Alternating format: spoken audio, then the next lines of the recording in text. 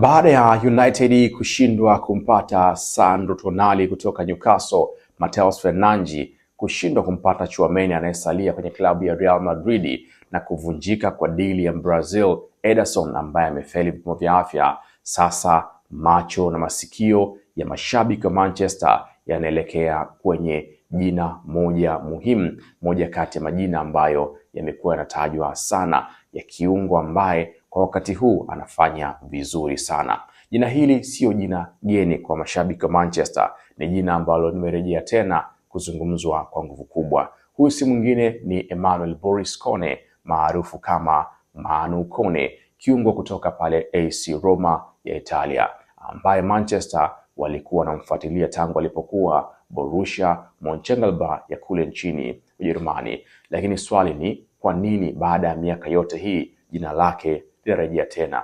Je, ni kwa sababu gani? Au ni kiwango bora cha kwenye kombe la dunia kinawafanya Manchester kuweza kurejea?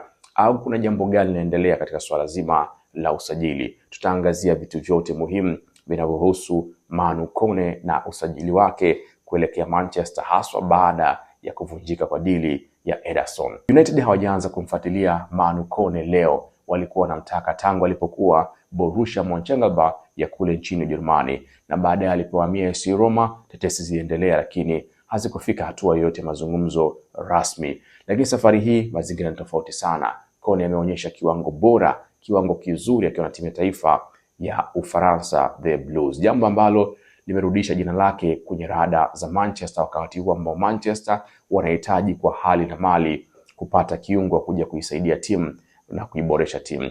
Kuna taarifa zinazoonyesha Manchester wanaendelea kutafuta kiungo wa pili ambaye ni Manu Kone. Hii ni baada ya usajili wa Brazil Andre Santos ambaye amejiunga na Manchester kwa mkataba wa miaka 5. Kwa nini Manchester wanamtazama tena Manu Kone? Sababu kubwa ni moja, kiwango bora kwenye fainali za kombe la dunia, utulivu alionao unawafanya Manchester kutaka kumsajili. Ameonyesha ubora kwenye eneo la kukaba, anaweza kuvunja mashambulizi, anaweza kuibeba timu kutoka chini na kuipeleka mbele kwa haraka, anaweza kucheza kwa nguvu kwa dakika 90. Kifupi, hii ni package ambayo imekamilika, haswa kwa kumwangalia kwenye michezo kadhaa ya kombe la dunia pamoja na michezo ya mwisho wa msimu na AC Roma. Ni aina ya kiungo ambaye anafanya kazi nyingi ambazo huwezi kuziona kwenye takwimu.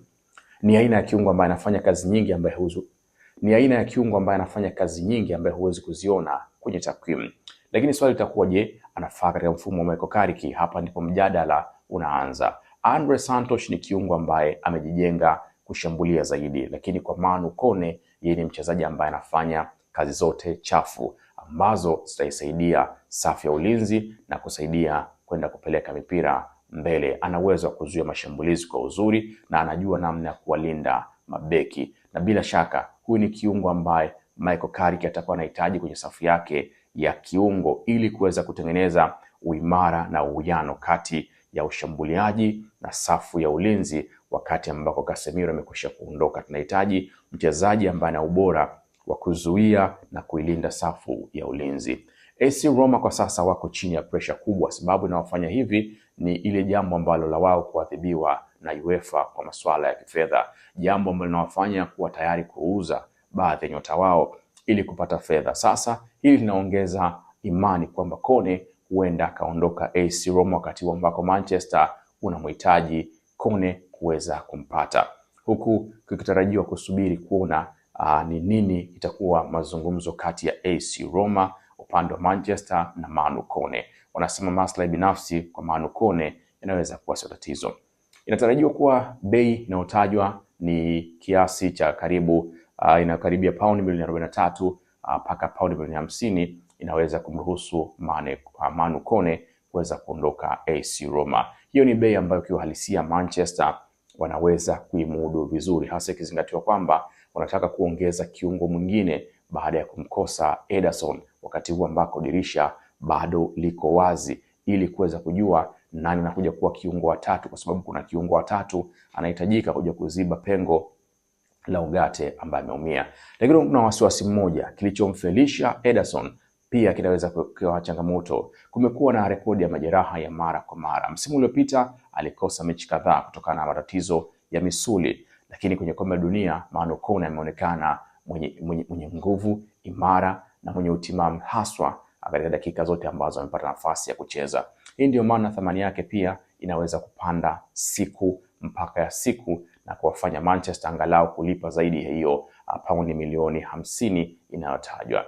Je, Manu Kone ndio kiungo ambaye anaweza kukamilisha mradi wa Michael Carrick? Hili ni jambo ambalo la kusubiri, lakini kwa sifa alizonazo Manu Kone anaweza kutumika katika mipango ya dharura baada ya deal ya Ederson ambayo imeshindikana, lakini ni wazi huyu ni kiungo ambaye Manchester wanatamani kumpata na dunia kwa ujumla sasa hivi natamani kumpata. Amekuwa bora sana kwenye siku za hivi karibuni na timu ya taifa ya Ufaransa. Bila shaka Manchester wataendelea kuangazia uwezekano wa kumpata Manu Kone. Mashabiki wengi wa Manchester wanafurahishwa na wanaridhishwa na ubora wa Manu Kone. Kama atasajiliwa na Manchester na injuries zikikaa mbali na Manu ni moja kati ya viungo bora sana kwa sasa, haswa kwenye swala la kuilinda sehemu ya ulinzi ya Manchester. Huyu ni moja kati ya viungo ambao wanaweza kufaa sana. Amekuwa akisifika kwa ubora wake, sio mfungaji sana, lakini ni mtu ambaye anaweza kutekeleza majukumu yake kwa ubora. Dau la paundi milioni 50 ni dau ambalo bila shaka United wanaweza kuliafodi na kulilipa bila shaka. Lakini mbali na Manu Kone bado kuna viungo wengine wataendelea kuzungumzwa ambao wameendelea kutajwa kwa siku za hivi karibuni. Jina la Alex Scott linaendelea kuzungumzwa kama mbadala mwingine wa muhimu wa Manchester katika eneo la katikati ya uwanja, lakini Norway Sander Berge ni jina jingine ambalo pia linapigiwa chapuo na wadau wengi wa soka barani Ulaya, na watu kadhaa wa Manchester wanaona kama ni jina muhimu. Lakini Carlos Baleba ataendelea kuwa ni topic ya Manchester mpaka dirisha litapofungwa, japo Manu Kone ndio jina la karibu zaidi ambalo linatajwa, kwa sababu ukiangalia Alex Scott ni zaidi ya paundi milioni 80, Baleba ni zaidi ya paundi milioni 75, lakini Manu Kone yeye anapatikana kwa paundi milioni 43 mpaka paundi milioni 50, na ilhali ameonyesha ubora mkubwa. So thamani ya bei yake kwenye soko na kile ambacho anakionyesha vinaweza kuwa vinawiana, na wakati huu Manchester wakiwa wanalazimika, ni lazima kupata kiungo wa ziada ambaye atakuja kufanya kazi zote chafu alizokuwa anazifanya Casemiro, anatukiwa aje mtu mwingine.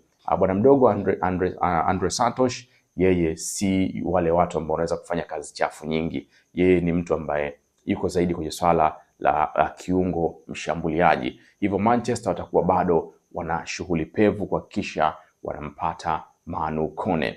Sijui una mtazamo gani? Unaona Manu Kone anaweza kuja kuifiksi klabu ya Manchester kwenye eneo la kiungo na kuifanya ile puzzle ambayo ina sehemu imemiss inakuja kuwa kamili kabisa? Usiache kusubscribe, kulike, kushare na kucomment.